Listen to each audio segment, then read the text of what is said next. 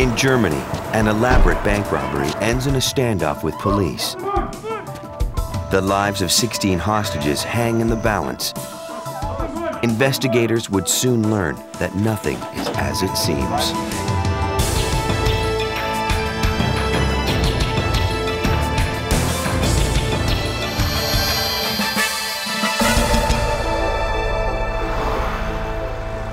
In 1989, the fall of the wall impacted the city of Berlin in unexpected ways.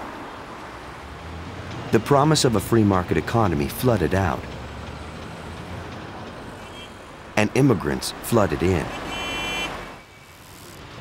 But skyrocketing unemployment greeted newcomers who found the rewards of capitalism painfully out of reach.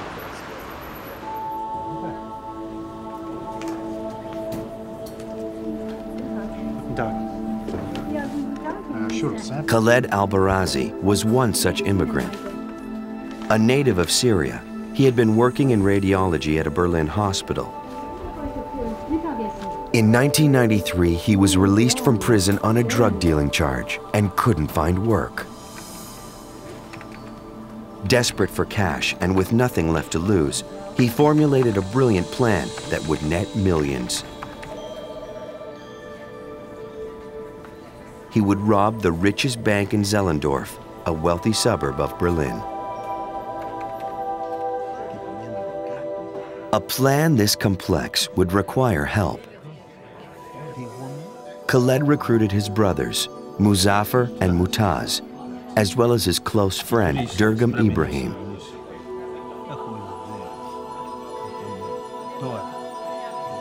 Like Khaled, the men were all out of work.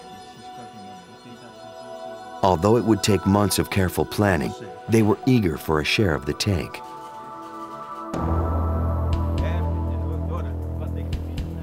On June 27, 1995, when everything was in place, the men put their plan into action.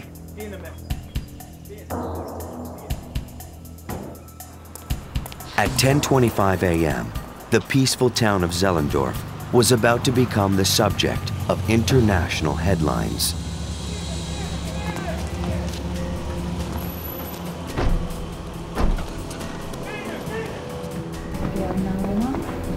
Employees and customers were caught off guard as the gang stormed the lobby.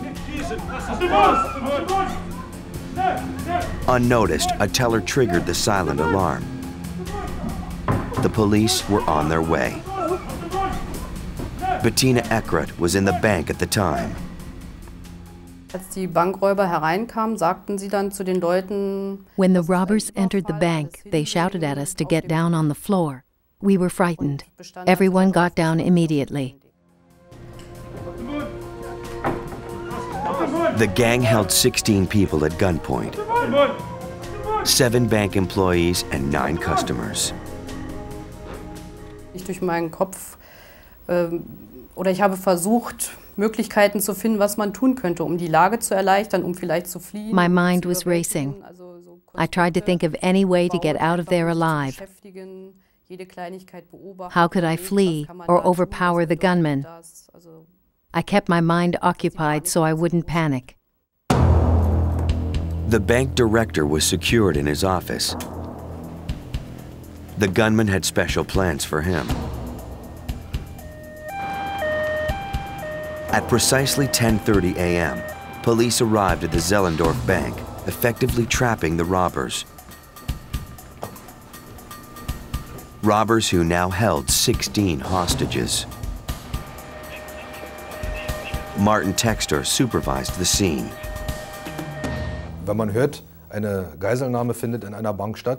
Our first task was to close off the area completely. We were afraid the robbers would flee, and we wanted to make sure nothing happened to endanger the hostages. In less than 20 minutes, nearly 100 police in bulletproof vests surrounded the bank and evacuated the immediate neighborhood.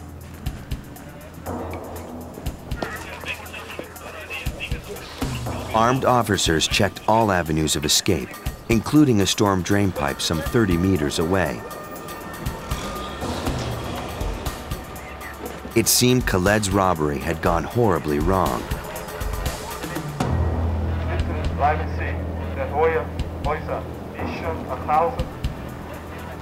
Trapped inside, Khaled's only means of escape was to try and negotiate. At 11 a.m., Khaled released a hostage with a list of demands.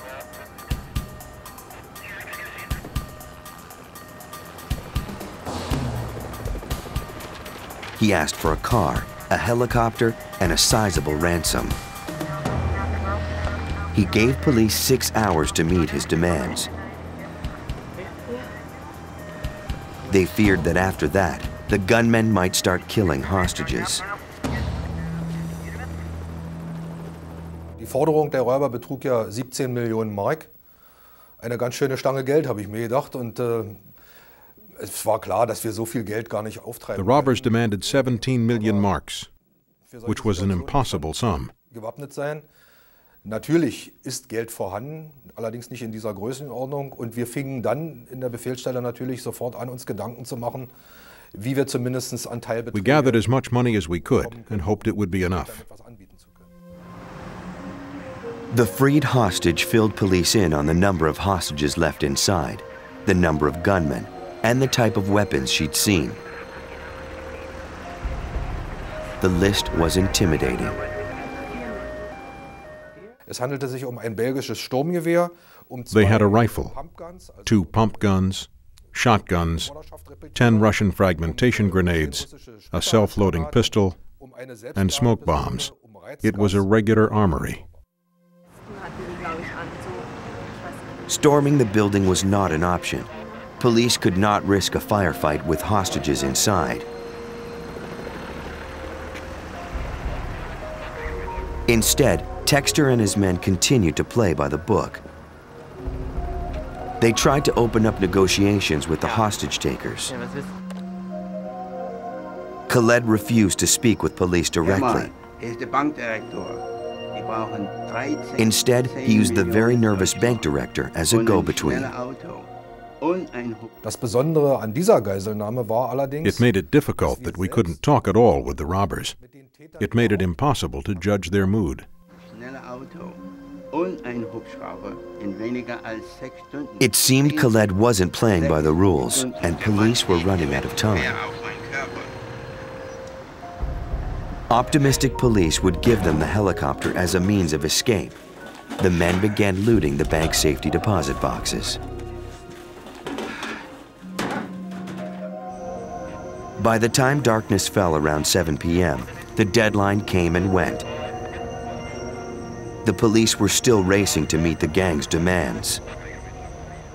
wir haben uns darauf vorbereitet, zuzugreifen, wenn wir eine Flucht zulassen. We prepared for a pursuit in the event the robbers tried to drive away. We got the helicopter in place as they requested. All of this took time.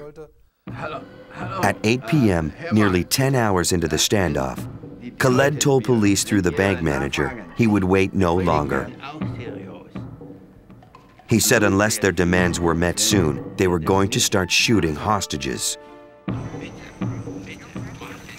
Wir hatten keine Chance, die Zustände im Inneren der Bank tatsächlich zu Whenever we asked the bank's director for any information, the line went dead.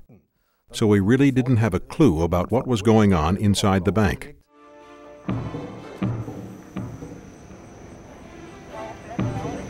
To show he meant business, Khaled put the intended victim on display.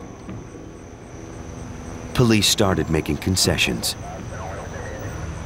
They gave the gang a partial payment, all the money they could gather in exchange for more time.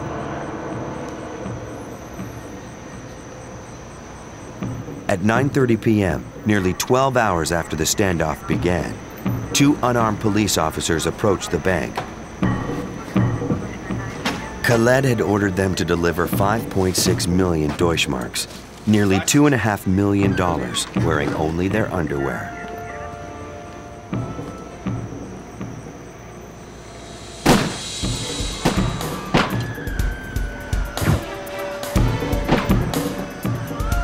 Gunfire suddenly erupted inside, and the bank went dark. bis dahin noch gar nicht hatten. Und When als we der heard the Schuss dann shots, fiel, I was immediately afraid they had shot one of the hostages. police feared that in not meeting Khaled's demands, they had made a deadly mistake. In Berlin, police feared a hostage scenario at a prominent bank had turned deadly. The news media crowded the scene, awaiting word of the 15 remaining hostages. At 1 a.m., the robbers informed police that the hostages were alive. They had simply shot out the lights. Although they were reassured, anxious hours would pass without further word from the gunmen. Police feared for the hostages' lives.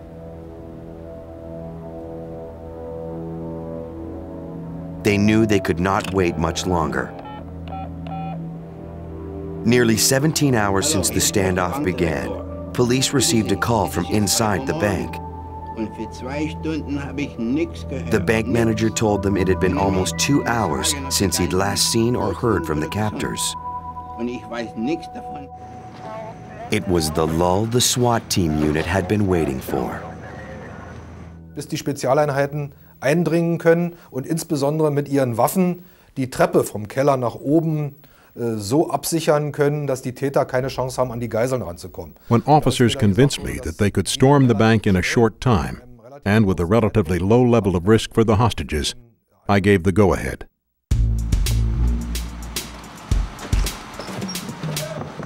At 3:30 a.m., they stormed the bank. Not knowing if it was a trap, the police treated everyone like a suspect. Relativ rüde umgegangen, weil wir annehmen mussten. We couldn't be sure that the robbers hadn't mixed themselves in among the hostages. We had to assume that the gunman could be anywhere. The hostages were cleared of suspicion and removed from the building. Police believed they'd soon have the gang cornered. But as they carefully moved from one darkened room to the next, they found nothing but plundered safety deposit boxes. It seemed as if the gunmen had simply vanished into thin air, taking millions of Deutschmarks with them. It would take them over an hour to solve the mystery. The police had been the victims of an elaborate ruse. The gang had escaped beneath their very feet. Wir haben zu keinem Zeitpunkt damit gerechnet, dass die Täter etwa durch den Keller über einen Fluchtweg vorbereiten könnten. We never guessed the robbers had a prepared escape route. We checked every way out. We even had the sanitation department send the sewer plans for the area, and we saw that the closest pipe was 30 meters away. It never crossed our minds they could tunnel out. In the tunnel, police found the captors' discarded masks, weapons, and overalls, but not a trace of evidence to help them identify the robbers. It appeared the gang had gotten away with the perfect crime. The following day, news of the daring heist spread throughout the country. As police were trying to piece together the scant clues, the press marveled at the clever robbery.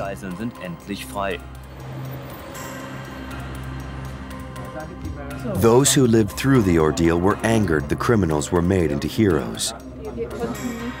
Though no one was physically harmed, the mental torture was long-lasting. Reporter Mechthild Hennecke covered the story.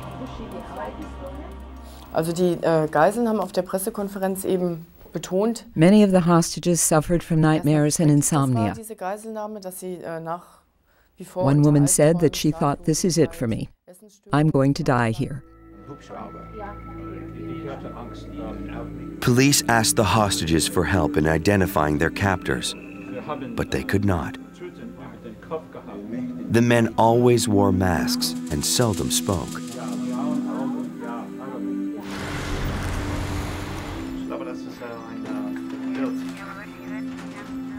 They hadn't left any clues, not even a fingerprint.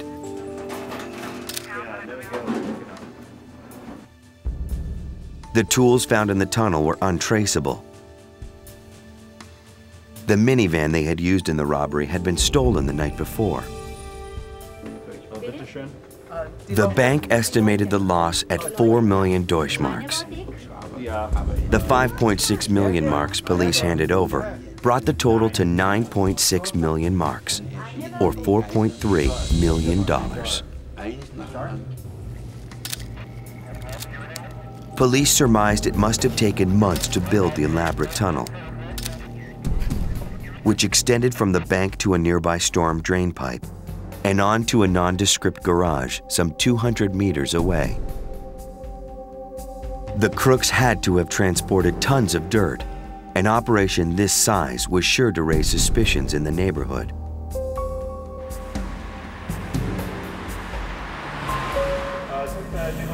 Neighbors revealed they'd seen 3 men driving the same car in and out of the garage several times a day.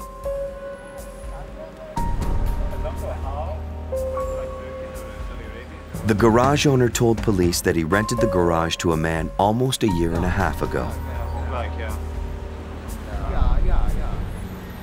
He assisted a sketch artist with a likeness.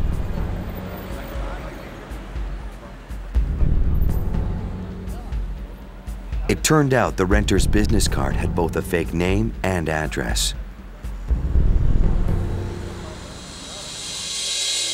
Composite sketches of the 3 men were publicized in newspapers and on television. Nothing happened. Police set up a hotline for the public to call with information about the robbery. Again, nothing happened. After 2 weeks of getting nowhere, the bank offered a 1/2 million Deutschmark reward. Only then did hundreds of leads pour in, over 400 in a matter of days. One of the calls led police to a Syrian immigrant named Mohammed Al-Karmi.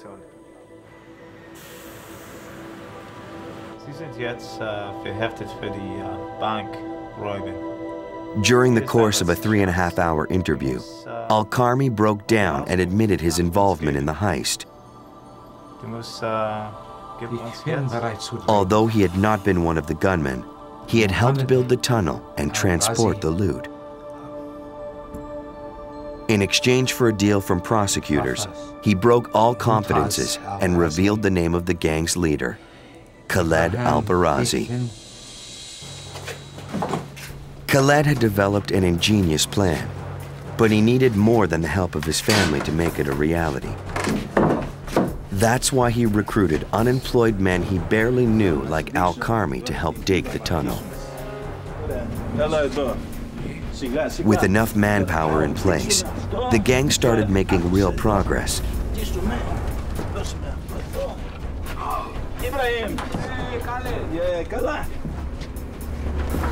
But it would be more than a year before they could put their plan in motion. The men dug around the clock. To avoid detection, they dumped truckloads of dirt outside the city. Khaled carefully thought through every aspect of his plot. He obtained plans for the city's sewers and storm drains.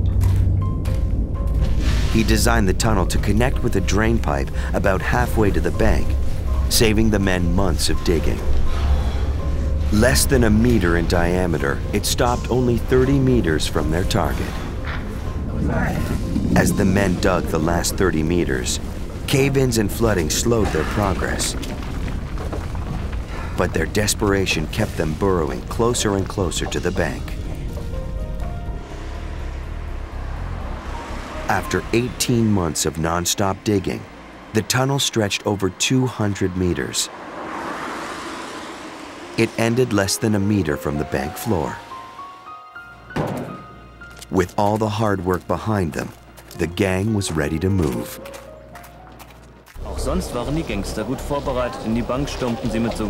From outside the Zellendorf bank branch, police were convinced they were dealing with a robbery gone wrong.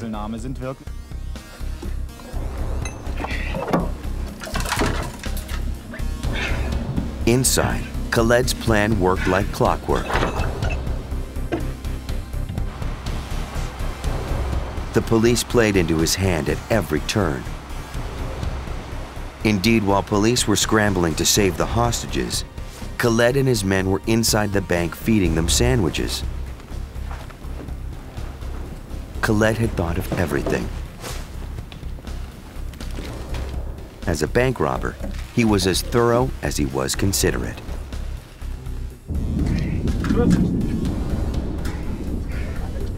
Khaled planned for the long wait, and by drawing out the bargaining game with police for over 16 hours, he and his gang bought themselves enough time to loot the safe deposit boxes and exit the bank. While the gang members moved bags of cash through the storm drain, the police were still trying to devise a plan to end the standoff.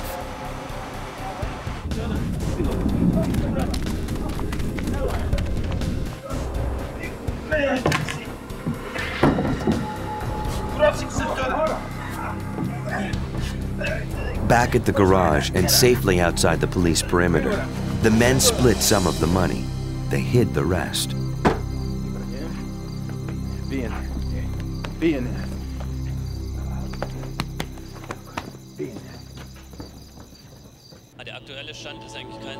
Al-Karmi made it home in time to see the final chapter of the standoff play out on TV.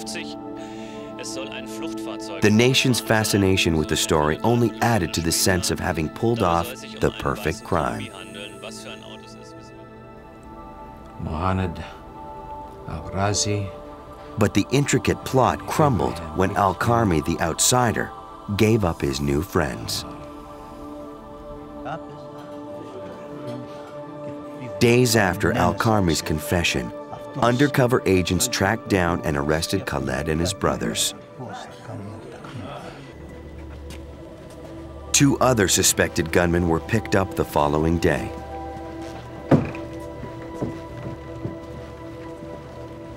Still, the police needed evidence to prove their involvement.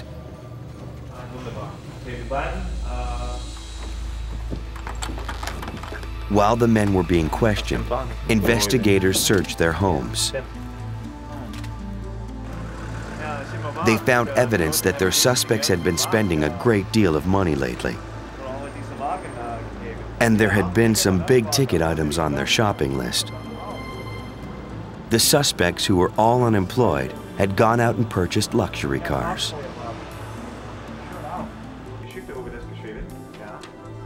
Police had the gang in custody, but they still hadn't recovered the money. They got a tip it was still in Germany, in the attic of a Syrian dentist. There they found a suitcase containing 3.6 million Deutschmarks. The dentist also led them to an additional 1.4 million Deutschmarks stashed in 2 bank accounts. The following year, Al-Karmi and the men he turned in went to trial. Das waren einfach kleine Ultimately, they were small-timers. They didn't have the kind of criminal psyche that it takes to withstand tough questioning. At trial on April 16, 1996, Al-Karmi confessed to his role in the heist. His cooperation won him a 6-year prison sentence. Khaled al-Barazi received 13 years for masterminding the heist. Despite his careful planning, he had not counted on Al-Karmi's betrayal. The rest of his gang was also sentenced. Police have never recovered all the money stolen from the Zellendorf safety deposit boxes.